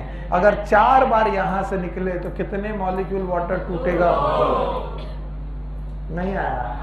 आया? तो बताओ अगर ये वाटर टूटा भाइयों बहनों तो क्या निकाल देगा? क्या छोड़ेगा? हाइड्रोजन से क्या निकलेगा? इलेक्ट्रॉन। क्या बनेंगे? नींद आ रही है? तो बताओ PS2 पे इलेक्ट्रॉन की कमी को पूरा करने के लिए किसने प्राण की आहुति दी? इसका मतलब इलेक्ट्रॉन का अल्टीमेट सोर्स क्लोरोफिल है कि वाटर? और इसीलिए मैंने स्कीम में, Z स्कीम में यहाँ पर PS2 के पहले जगह छोड़ी थी, and that will be the water. यानी इलेक्ट्रॉन कैरियर का सीक्वेंस स्टार्ट विद PS2 की वाटर। और अगर वाटर से इलेक्ट्रॉन कैरियर का सीक्वेंस स्टार्ट करोगे तो वो कैसे दिखाई पड़ेगा? Z। कैसा? Z। नहीं आया? Z scheme. तो बताओ इलेक्ट्रॉन कैरियर जब सीक्वेंस रखोगे तो PS2 से रखोगे कि वाटर से? सर नहीं समझ में आया। वाटर से क्यों? क्योंकि जो इलेक्ट्रॉन निकला है PS2 से उसकी कमी को पूरा करने के लिए कौन टूटा? वाटर। वाटर टूटा तो क्या निकली? ऑक्सीजन। क्या बचा? हाइड्रोजन। क्या निकला? इलेक्ट्रॉन। क्या बचा? प्रोटॉन। और क्या ये प्रोटॉन यहाँ पर इकट्ठा होने लगेंगे? यस। यही प्रोटॉन आगे केमी ऑस्मोटिक हाइपोथेसिस क्रिएट करेंगे और जो क्या बनाएगा? ATP। तो बताओ PS2 ना होता तो फोटोलिसिस ऑफ वाटर, और फोटोलिसिस ऑफ वाटर ना होती तो ऑक्सीजन निकलता। इसीलिए कहते हैं कि जब बैक्टीरिया फोटोसिंथेसिस करता है, किसी को याद है? ये क्वेश्चन ऑल इंडिया PMT का आया हुआ क्वेश्चन है। मुझे नहीं मालूम किस साल आया क्योंकि मुझे इतना याद नहीं है, पर मुझे इतना याद है कि AIPMT में आया। बोलते हैं बैक्टीरिया फोटोसिंथेसिस करने पर ऑक्सीजन रिलीज नहीं करते, और उसके 4 ऑप्शन में से एक ऑप्शन टिक करना था, और उसका जो एक ऑप्शन टिक करना था वो बिकॉज दे लैक PS2। क्योंकि PS2 नहीं होगा तो फोटोलिसिस ऑफ वाटर नहीं होगा, और फोटोलिसिस ऑफ वाटर नहीं होगी तो ऑक्सीजन। सिंपल सी जवाब। बताओ फोटोलिसिस ऑफ वाटर PS2 में कि PS1 में? हाँ, PS2। और PS2 में फोटोलिसिस ऑफ वाटर हुई तो वाटर टूटा तो क्या निकली? ऑक्सीजन। क्या बचा? हाइड्रोजन। हाइड्रोजन से क्या निकला? इलेक्ट्रॉन और प्रोटॉन। क्या दिया गया? किसको? और क्या बचा? प्रोटॉन बचा। और इस तरीके से ये स्कीम पूरी होती है। इस स्कीम को हम लोगों को एक्चुअली इलेक्ट्रॉन कैरियर कहाँ से चालू करना चाहिए? हाँ बताओ, PS2 में फोटोलिसिस करने के लिए कौन कौन से 2 मिनरल की जरूरत है? एक तो मैंगनीज, दूसरा याद आया? और इसी रिएक्शन को प्रैक्टिकली किसने प्रूव किया था? Robin Hill. याद आया? और रॉबिन हिल ने प्रूव किया था it is known as splitting of water by taking CO2 और आयरन, फेरस फॉर्म की फेरिक, और वो किस में कन्वर्ट हुआ? सर नहीं समझ में आया? आया ही नहीं? फिर से एक बार सर पढ़ा देते तो अच्छा होता, क्योंकि तुम बेवकूफ हो। तुम्हें एक बार में चीजें समझ में नहीं आती, एक बार में तुम्हें लगता है अभी तो 3 बार बोलेगा, चलो पहली बार सुन लेते हैं, दूसरी बार समझेंगे, तीसरी बार पूछेगा आया कि नहीं आया, तो बोल देंगे नहीं आएगा, तो 2 बार और बताएगा ये। अब ना बताएंगे, जाओ। याद है? बताओ, सनलाइट पड़ी PS2 में, PS1 में, इलेक्ट्रॉन गए प्राइमरी एक्सेप्टर में, दोनों डाउन हिल आए, एक आया ETS, एक NAD वाला यूज हो गया, ETS वाला PS1 में पास हो गया। PS1 का इलेक्ट्रॉन यूज हुआ, लेकिन PS1 पे कहां से आया? PS2। आखिर में कमी किसको मिली? PS2 इलेक्ट्रॉन देता रहेगा तो बचेगा कि खत्म? कितने भी धनी हो, कमाओगे नहीं, केवल गमाते रहोगे तो एक दिन गरीब हो जाओगे। तुम कुबेर हो, अगर तुमने कमाने का ध्यान नहीं रखा और केवल गमाते रहे तो पैसा बचेगा कि खर्चा? समझो? तो पहले कमाओ फिर खर्चा करो, समझे हो? तो बताओ, ये जो इलेक्ट्रॉन जा रहा था ये वापस आना है कि नहीं आना है? इस इलेक्ट्रॉन की कमी को पूरा कहां किया गया? PS2 पे। किसने किया? वाटर ने कहा भाई चिंता मत करो, अभी हम दुनिया में हैं और हम अपनी आहुति देंगे। वाटर टूटा, वाटर टूटा, क्या निकली? ऑक्सीजन। क्या बची? हाइड्रोजन से क्या निकला? इलेक्ट्रॉन। क्या बचा? प्रोटॉन। क्या स्प्लिटिंग ऑफ वाटर की रिएक्शन आपको याद है? It is 2H2O in presence of sunlight and chlorophyll, क्योंकि ये फोटोलिसिस होगी फोटो सिस्टम में, और फोटो सिस्टम कहाँ होंगे? Thylakoid. It will break into oxygen molecule plus 4 hydrogen. These 4 hydrogen electron will move 4 electron, 4 proton। तो 4 इलेक्ट्रॉन देने के लिए कितना पानी टूटेगा? 2। 4 इलेक्ट्रॉन देने के लिए 2। तो बताओ, 1 इलेक्ट्रॉन देने के लिए 1 इलेक्ट्रॉन, सॉरी 2 इलेक्ट्रॉन देने के लिए 1 वाटर मॉलिक्यूल और 1 इलेक्ट्रॉन देने के लिए हाफ मॉलिक्यूल। यही है क्वांटम रिक्वायरमेंट जो आगे मैं पढ़ाऊंगा। बहुत इंपॉर्टेंट चीजें हैं ये, बहुत ज्यादा, सच में बहुत ज्यादा, जिनको तुम हल्के में ले रहे हो। तो बताओ, कहां पर फोटोलिसिस हुआ? 1 में कि 2 में?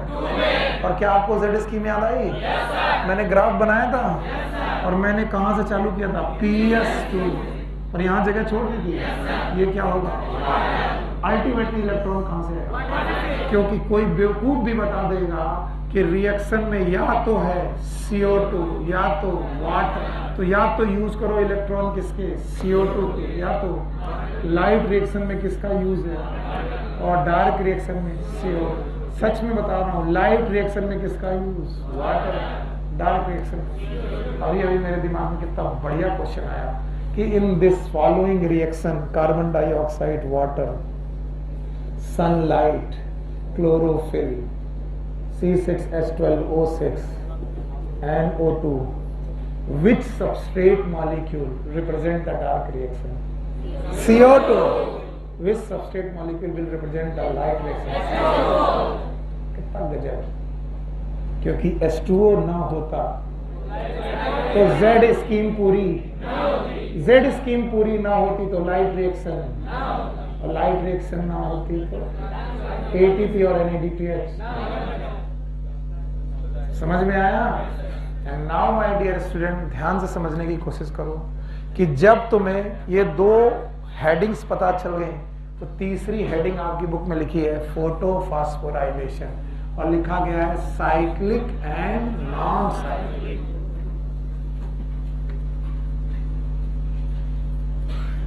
Cyclic and non cyclic photophosphorylation. इतनी जबरदस्त रिएक्शंस हैं, लोग इन्हें रट्टा मारते हैं। आप अगर दिमाग लगाओगे तो कभी भी रट्टा मारने की जरूरत नहीं। हेडिंग का नाम है cyclic and non cyclic photophosphorylation, पर मैं इतनी बड़ी हेडिंग शुरू को बीच बीच में तोड़ तोड़ के पढ़ाता हूं। मैं इतनी बड़ी हेडिंग पढ़ाता ही नहीं हूं। सबसे पहले पढ़ाऊंगा फॉस्फोराइलेशन। तो कोई पूछे what is phosphorylation, It is a formation of ATP from ADP and inorganic phosphate. बस ये डेफिनेशन है. What is phosphorylation? Formation of ATP, full form adenosine triphosphate, from adenosine diphosphate and inorganic. ADP और inorganic phosphate से मिलकर ATP बनाना, it is known as phosphorylation. मैंने photophosphorylation लिखा कि फॉस्फोराइलेशन? फॉस्फोराइलेशन दो बार देखने को मिलेगा. एक बार आपको देखने को मिलेगा माइटोकॉन्ड्रिया में. माइटोकॉन्ड्रिया में जो ATP बन रहे होंगे वो ऑक्सीजन की प्रेजेंस में. किसकी? And that's why these are known as oxidative phosphorylation. ATP का बनना फॉस्फोराइलेशन, ऑक्सीजन की प्रेजेंस में ऑक्सीडेटिव फॉस्फोराइलेशन. और दोबारा बन रहे होंगे, अभी अभी जो मैंने पढ़ाना है वो बन रहे होंगे क्लोरोप्लास्ट. और क्लोरोप्लास्ट में जो ATP बन रहे होंगे वो सनलाइट की प्रेजेंस में. किसकी? सनलाइट की प्रेजेंस में बन रहे हैं. और सनलाइट की प्रेजेंस में बनने की वजह से it is photo. Why it is photo? Sunlight और फॉस्फोराइलेशन. तो अगर मुझसे कोई पूछे व्हाट इज फोटोफॉस्फोराइलेशन, बता पाऊंगा? It is a formation of ATP from ADP and inorganic phosphate in presence of sunlight. It is known as photophosphorylation. ज्यादा जब टॉपिक आ जाते हैं ना तो बच्चे अक्सर कंफ्यूज होते हैं कि सर बताना क्या चाहते हैं. क्योंकि आप कंफ्यूज होते हैं, मैं नहीं. मैं धीरे धीरे पढ़ा रहा हूं. What is phosphorylation? पहले केवल फॉस्फोराइलेशन, केवल फॉस्फोराइलेशन बताओ. Formation of ATP from ADP and inorganic phosphate, that is phosphorylation. What is oxidative phosphorylation? Formation of ATP from ADP and inorganic phosphate in presence of oxygen. It is oxygen. Now what is photo? Formation of ATP from ADP and inorganic phosphate in presence of sunlight. It is photo. And बोलते हैं photophosphorylation are of two types. One is known as non-cyclic. देखो मैंने पहले non-cyclic लिखा. Non-cyclic photophosphorylation.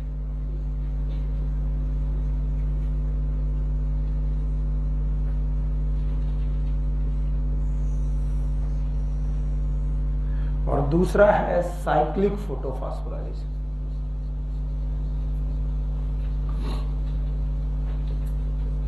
Although मुझे पढ़ाने के बाद ही बताना चाहिए था, लेकिन मैं पहले बताऊंगा ताकि पढ़ाते वक्त आपको दिमाग में चले कि सर का साइक्लिक एंड नॉन साइक्लिक समझना है. जब पूरी Z स्कीम यूज होगी, अब कोई बोले कि Z स्कीम क्या होती है तो थप्पड़ मार दूंगा मैं, कंटाप मारूंगा बहुत जोर. जब पूरी Z स्कीम यूज होगी तो फॉस्फोराइलेशन जब भी होगा. और अगर केवल PS1 यूज हो तो बताओ, Z स्कीम में दोनों थे? yes, PS2 भी था, PS1 भी था. पूरी Z स्कीम अगर यूज हो तो नॉन साइक्लिक और केवल PS1 साइक्लिक. बहरहाल आपको कुछ समझ में नहीं आ रहा यहाँ के बाद, उसके पहले आ रहा है तो मैं आ रहा है बेटा. तुम्हारे जैसे स्टूडेंट की वजह से मेरी हिम्मत है कि मैं खड़ा रहता हूँ. नहीं तो मेरे जैसा आदमी 6 घंटे में गिर पड़े. और क्या 2 घंटा अभी सुबह पढ़ा के आ रहे, 2 घंटा ये पढ़ाएंगे, फिर शाम को 2 घंटा. और पिछली साल तो 8 घंटा पढ़ाते थे, 4 क्लासेस कॉन्टिन्यूस. और फिर चौथी क्लास में बच्चा निकल के बोलता सर आज शाम की परफॉर्मेंस सही नहीं रही. ऐसा जोर का कंटाप मारने का मन करता था. 8 घंटा से खड़े हैं सर, थोड़ा परफॉर्मेंस कम हुई. सर मुजरा कर रहा है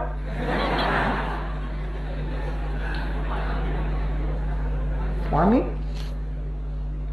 तुम अपना कहा नहीं लाते?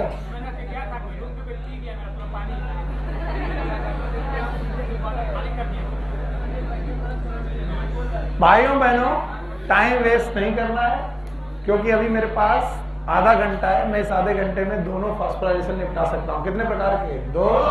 एक कौन? नॉन साइक्लिक, दूसरा साइक्लिक. नॉन साइक्लिक और साइक्लिक फोटोफॉस्फोराइलेशन में किसमें पूरी जेड स्कीम, किसमें जेड स्कीम की बजाय केवल PS1? चलिए, हमें मालूम है इधर की तो मैं नहीं पढ़ा, मैं पहले पढ़ाता हूं नॉन साइक्लिक फोटोफॉस्फोराइलेशन। तो पहले अपने दिमाग में मान के चलो, it is a main phosphorylation, non cyclic photophosphorylation. यानी प्लांट में होने वाला मेन फोटोफॉस्फोराइलेशन कौन सा है? Non cyclic. और इस नॉन साइक्लिक के लिए जेड स्कीम चाहिए। देखिए फिर से जेड स्कीम पूछा, बता पाओगे? अब उब गए सर, बताओ PS1 मिलेगा? PS2। शाबाश शाबाश, अरे जितना तुम्हें आता उतना बताओ, उसके आगे मैं क्या पड़ेगा? कुछ लोग हैं बदतमीजी करने के मूड में हैं, उनकी आवाज से पता चल रहा। आप एकदम शांत रहे। यहां से इलेक्ट्रॉन निकला, एक्सेप्ट, थैंक यू। यहां से गया प्लास्टोक्विनोन, ETS याद है? साइटोक्रोम B6 याद है? फिर प्लास्टोसाइन, फिर PS1 याद है? और फिर यहां से इलेक्ट्रॉन, सनलाइट पड़ी, प्राइमरी एक्सेप्टर, फिर NADP+, फिर NADPH H+। अभी कुछ बाकी रह गया क्योंकि मैं इससे ज्यादा पढ़ा चुका हूं। आपको बाकी रहा वाला पार्ट बता दे रहा हूं। वाटर आया, 2H2O, क्या निकल गई? क्या बचा? हाइड्रोजन। याद है? कितने इलेक्ट्रॉन? अपना बैलेंस करते हैं। बताओ ये रिएक्शन, फोटोलिसिस, ये स्कीम, जेड स्कीम। अब मदद चाहिए आपकी, अप हिल की डाउन हिल? अप हिल कब होगा? जब एनर्जी कम होगी कि ज्यादा? ज्यादा एनर्जी लेकर के। ना पढ़ना हो बाहर निकलो, इधर उधर की आवाज मत निकालो। ज्यादा एनर्जी लेकर इलेक्ट्रॉन ऊपर पहुंचा, इसका मतलब यहां पर जो इलेक्ट्रॉन पहुंचा उसके पास एनर्जी कम की ज्यादा, और ये एनर्जी वो लूज करेगा, रिलीज करेगा जब अप हिल आएगा कि डाउन हिल? डाउन हिल आते वक्त वो किससे गुजरेगा? और ETS में एक स्कीम फॉलो होगी, and that is known as chemiosmotic hypothesis. वो क्या है वो मैं आगे पढ़ाऊंगा, वो अगला टॉपिक आपका वही है। जब इलेक्ट्रॉन ETS से गुजर रहा होगा तो जो एनर्जी वो लेकर गया था वो एनर्जी वो रिलीज करेगा, और उस एनर्जी के रिलीज करने पर एक हाइपोथेसिस होगी, जिनमें किसका रोल होगा? प्रोटॉन। वो मैं सिखाऊंगा तुम्हें, पर अभी मान के चलो ETS से गुजरते वक्त कौन सी हाइपोथेसिस? और ये केमी ऑस्मोटिक हाइपोथेसिस ADP में इनऑर्गेनिक फॉस्फेट जोड़ेगी और ATP बनाने लगेगी। बताइए ये ATP किसकी प्रेजेंस में बन रहे हैं? क्या ये फॉस्फोराइलेशन फोटो है? एक कसम खा लो कि जो बंदा भी ETS से गुजरेगा वो ATP बनाएगा, क्योंकि उसे केमी ऑस्मोटिक हाइपोथेसिस करनी पड़ेगी। ये वो टोल बॉक्स है जिससे कार लेकर निकले तो पैसा देना ही पड़ेगा। टोल बॉक्स देखो, यानी ETS वो टोल बॉक्स है जहां पर आपको अपनी एनर्जी खर्च करनी पड़ेगी। यानी जो एनर्जी लेके ऊपर गए थे वो एनर्जी लेके नीचे आए। अब ध्यान सुनना, ये एनर्जी लेके गया कौन था, और ये इलेक्ट्रॉन वापस दोबारा आया कि नहीं आया? इसका मतलब ये इलेक्ट्रॉन वापस लौटा नहीं, इसका मतलब साइकिल कंप्लीट। इसीलिए cyclic non. Why this is known as non cyclic? क्योंकि जो इलेक्ट्रॉन यहां से चला था वो कहां कैद हो गया? NAD, वापस लौटा नहीं। ये बात और है कि उस इलेक्ट्रॉन की कमी को पूरा करने के लिए कौन टूटा? वाटर। इसका मतलब जो इलेक्ट्रॉन गया था वापस लौटा कि नहीं लौटा? इसीलिए साइक्लिक की नॉन साइक्लिक। सर ये है, हाँ ये है, बस इतनी सी बात को लोग कितने घंटे पढ़ते हैं। It is non cyclic photophosphorylation. और भाइयों बहनों, non cyclic photophosphorylation is the main photophosphorylation. और ये मेन फोटोफॉस्फोराइलेशन वहां होगा जहां क्या होगा, PS2 and PS1। And PS2 and PS1 they present in thylakoid membrane. नाम सुने हो? इसका मतलब PS2 और PS1 थाइलाकॉइड मेम्ब्रेन में ETS की प्रेजेंस में केमी ऑस्मोटिक हाइपोथेसिस करते हुए ATP बनाएंगे जिसका नाम है नॉन साइक्लिक। अब रट्टा सुनो, रट्टा, ये तो हो गई पढ़ाई, रट्टा। नॉन साइक्लिक फोटोफॉस्फोराइलेशन के 3 प्रोडक्ट गिनो, ऑक्सीजन, ATP, रट्टा मारना है। तो बताओ नॉन साइक्लिक फोटोफॉस्फोराइलेशन में 3 प्रोडक्ट बनते हैं, बोलो कौन कौन? ऑक्सीजन, ATP और इसीलिए मैंने कहा था लाइट रिएक्शन में आपको 2 चीजें मिलेंगी, वन इज ATP, NADPH, साथ में ऑक्सीजन। कब? जब नॉन साइक्लिक फोटोफॉस्फोराइलेशन। ऑल्दो मैंने तुम्हें अभी साइक्लिक पढ़ाया नहीं, पर मैं एक बात पूछने का हकदार हूं। वो बात ये है कि मैंने तुम्हें इतना पढ़ा दिया कि साइक्लिक में PS1 होगा। कौन होगा? PS2। अगर PS2 नहीं होगा तो स्प्लिटिंग ऑफ वाटर, और स्प्लिटिंग ऑफ वाटर नहीं होगी तो ऑक्सीजन, ऑक्सीजन नहीं निकलेगी तो वो कौन होगा? नॉन साइक्लिक की साइक्लिक। नहीं आया? इतना समझ में आया? पहले नॉन साइक्लिक को घूर के देख लो, देख लिया, आगे बढ़ जाए कि सर नहीं एक बार और पढ़ा दो। कई बार एक बार में चीज आ जाती पर मानते नहीं, हमारे एक बार में कैसे आ सकती है, 3 बार में आनी चाहिए। ये एक्चुअली 3 बार ही है। पहले मैंने Z स्कीम पढ़ाई, फिर फोटोलिसिस ऑफ वाटर पढ़ाया, फिर ATP फॉर्मेशन पढ़ाया। मैं चाहता तो एक ही डायग्राम में 3 काम कर सकता था, लेकिन मैं तुम्हारे दिमाग से परिचित हूं। मैं एक बार में पढ़ाता तो मैं एक को चीज ना समझ में आती। मेहनत ज्यादा करवाते हो, हटा दे। बताओ, रुकिए, अबे ये सब लिखा है बुक में, हटा दे, रुक जाए। कर लो, डायग्राम अच्छा लग रहा तो हमने कहा हम भी रुक जाए। बताओ हाइपोथेसिस का नाम किससे गुजरे तो चुंगी देनी पड़ेगी? ETS से गए तो चुंगी का नाम बताओ। केमी ऑस्मोटिक। बोलो कौन सा? केमी। अच्छा, तुम्हें क्लोरोप्लास्ट याद है? अच्छा, तुम्हें ग्रेना याद है? अच्छा, इनको जोड़ने वाले याद है? स्ट्रोमा। अब सुनो, ये हम नहीं कह रहे, ये NCERT कह रही है। घर जाके पढ़ना जरूर, क्योंकि आज टॉपिक बहुत ज्यादा हो गया है। संभाल पाओगे कि नहीं पता नहीं, संभाल लोगे? NCERT कहती कि स्ट्रोमा लेमली वो जगह है जहां पर PS2 एब्सेंट होता है।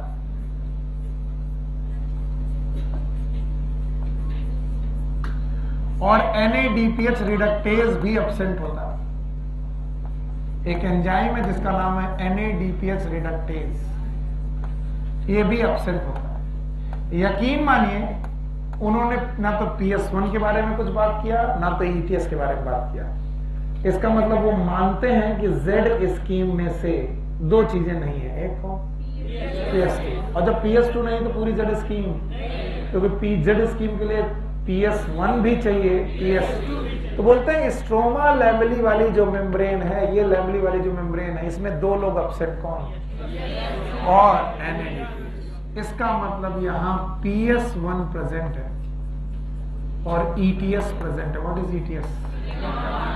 Electron transport chain. बोले इसी स्ट्रोमा लेमली में साइक्लिक फोटोफॉस्फोराइलेशन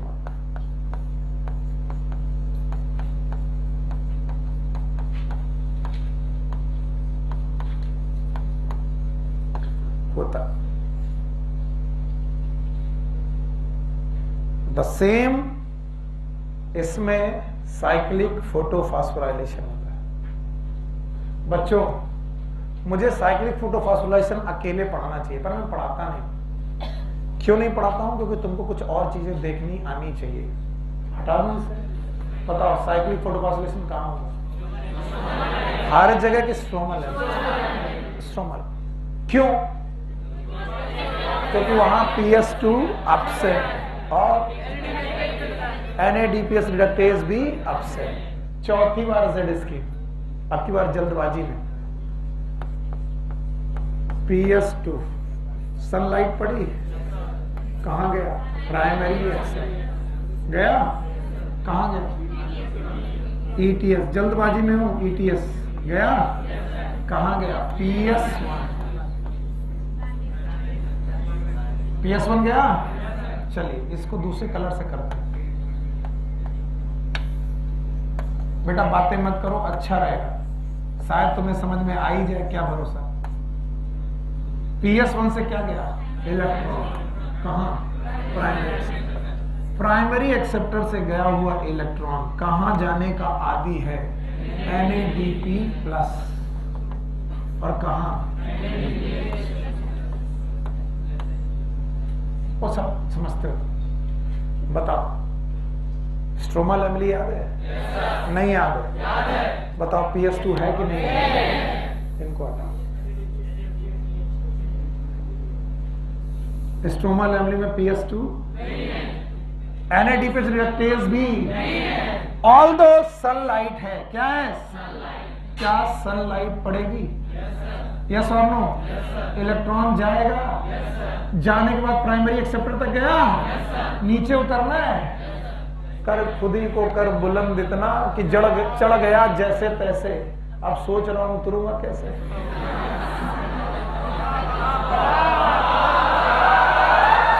यही नहीं चाहिए, यही नहीं चाहिए। अब उतरूंगा कैसे?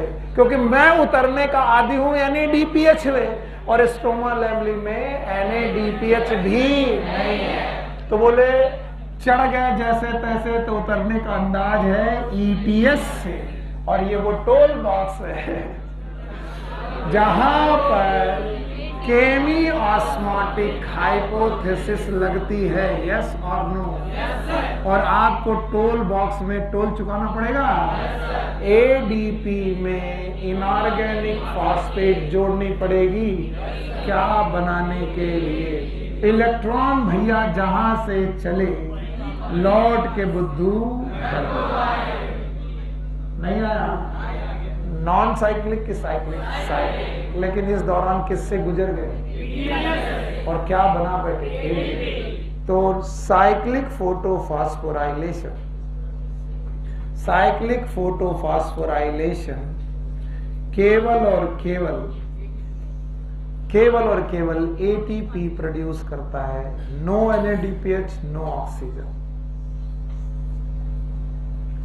ये रट्टा मारने की चीजें नहीं है, ये समझने की चीजें हैं। और जिनको समझ में आता है वो इसको बड़ी स्पोर्टली बहुत आसानी से ले लेते हैं। तो मैंने इसीलिए पूरा डायग्राम बनाया था Z स्कीम, और बोला Z स्कीम में कौन कौन नहीं है। PS2 नहीं है, NADPH नहीं, लेकिन PS1 और उसका इलेक्ट्रॉन अपसाइड अपहिल जाएगा, उतरने का आदी है NADPH से, वो है नहीं, तो कैसे लौटेगा? ETS। और ETS वो चुंगी है जहां पर केमी ऑस्मोटिक हाइपोथेसिस लगेगी। अगर वो लग गई तो ATP बनेगी। शाम रोज रोज क्या होता है बेटा? खड़ा बैठा, इनको उठाओ। रोज तुम फीवर में रहते हो तो तुम घर में क्यों नहीं रहते? घर में रहा करो, इससे कुछ नहीं होता। वहां पर रहने से फायदा क्या होगा मैं बता रहा हूं। कम से कम सही से आराम कर पाओगे, शोरगुल से दूर। और बाकी दोस्तों से कहो कि सर ने क्या पढ़ाया, और फिर जब ठीक हो जाना मेरे से मिलना, मैं पढ़ा दूंगा अलग से।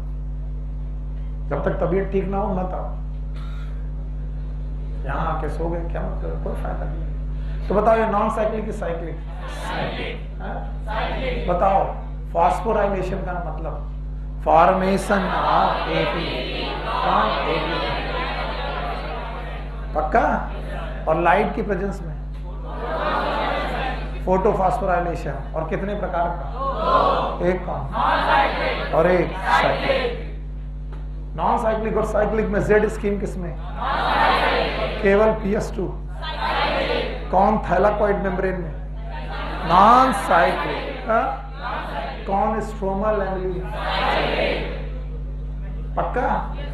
एंड नाउ ध्यान से सुनना, एकदम ध्यान से। मेघा जी खड़ी होइए। कभी कभी 5वीं बार, इट्स अ 5th टाइम, ये 5वीं बार मैं कर रहा हूं आज के दिन भर में। अब अगर आपको नहीं आया तो आप बेवकूफ है। प्राइमरी एक्सेप्टर, ETS, मैं बाकी बीच के खा जा रहा हूं। बोलो PS1,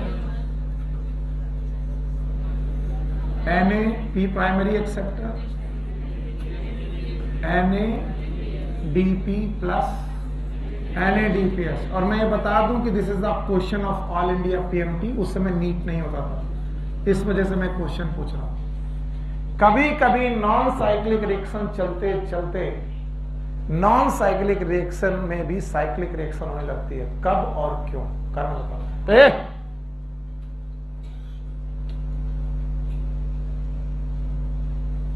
कोई एक कारण सोचो। आंचल,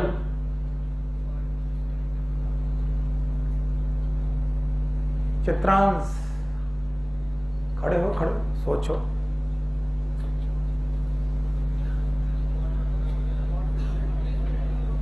यादव जी, पहले रफ वर्क फिर होमवर्क। अपने बगल वाले बच्चे को खड़ा करो, नाम बताओ। हाँ, तुम्हारा भी नाम मेगा? नेहा। तहजीब,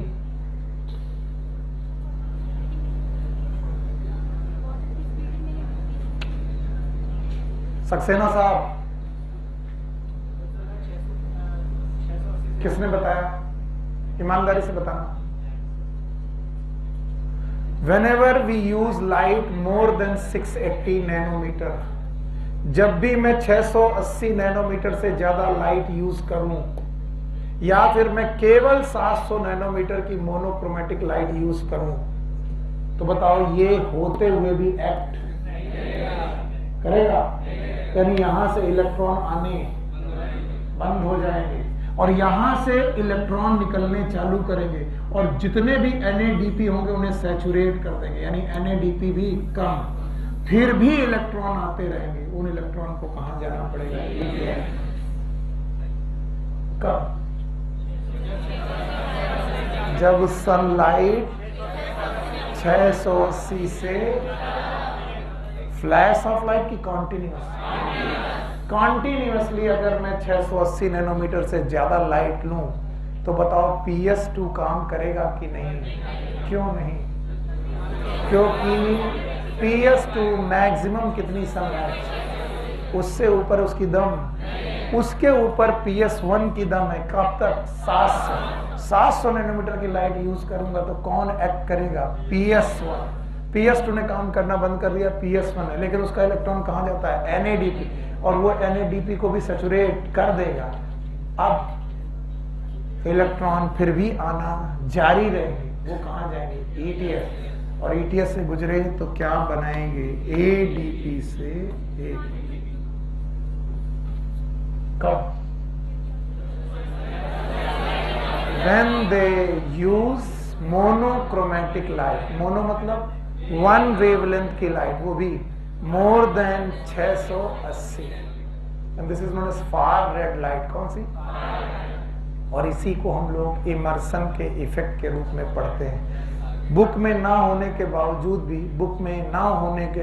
भी क्वेश्चन आया, और वो मैं कभी ना कभी आपको पढ़ाऊंगा जब मैं रेड लाइट रिएक्शन और डार्क रिएक्शन की डिटेल पढ़ाऊंगा। लेकिन यहां दिमाग सबको लगाना चाहिए था। बैठो। और तुमको किसने बताया? रट्टा मास्टर, दिमाग लगाया, झूठ। पता था, पहले से पता था, उसको पता तो उसको भी था। हम उनको ट्राई कर रहे थे जिनको पता नहीं था वो दिमाग लगा सकते हैं क्या? कैसे लग सकते हैं कि PS1 में 700, PS2 में 680 से ज्यादा यूज किया तो PS2 काम। अच्छा बताओ, चाहे PS1 काम करे चाहे PS2 काम करे, ETS में कौन सी हाइपोथेसिस लगेगी? और केमी ऑस्मोटिक हाइपोथेसिस लगेगी तो क्या बनेगी? ATP। अगर केमी ऑस्मोटिक हाइपोथेसिस ना होती तो ATP। इसका मतलब फोटो फास्फोराइलेशन के लिए important hypothesis chemi. So next topic should be, आज मैं तुम्हें 10 मिनट पहले छोड़ रहा हूं क्योंकि तुम झेल नहीं पाओगे, नहीं झेल पाओगे। कौन घंटा लगेगा? जाओ, take care, good luck, bye. पहले वैसे आज थैंक यू वेरी मच, आज आप लोगों ने सबसे अच्छा पढ़ा। आज आपने बहुत कंसंट्रेशन के साथ पढ़ा और बहुत कम समय में ज्यादा गेन किया। Take care, good luck, bye bye.